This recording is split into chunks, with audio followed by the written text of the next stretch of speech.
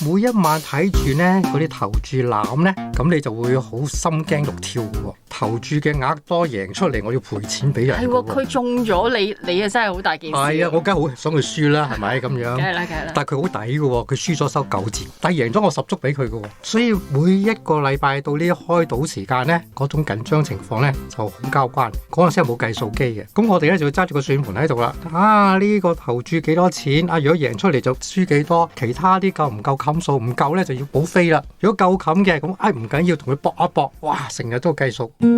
當然上帝就好有恩典嘅喺人生嘅裏邊，俾我哋有改變。但係你諗下，我點解可以金盆洗手啊？因為你話你欠債啊嘛。冇錯，開賭嘅人咧係唔會輸錢嘅，輸錢就唔會開賭場噶啦。不過世界冇絕對道理，我相信上帝喺當中咧就令我哋改變，就要我屋企輸錢，係一個轉捩點嚟㗎。係當時真係家散人亡噶，由人生一個高峰去到一個經濟艱難嘅境地裏邊。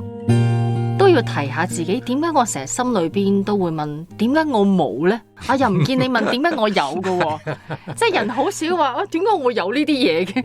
知足咧係天然嘅財富嚟㗎，奢侈咧係人為嘅貧窮嚟㗎。有今生冇來世，人得一生㗎咋，做人都係求個開心嘅啫。其實有陣時唔係個環境幾惡劣去玩殘你啊，玩殘你嘅係你自己固有嘅思維同埋你固有嘅價值觀啊。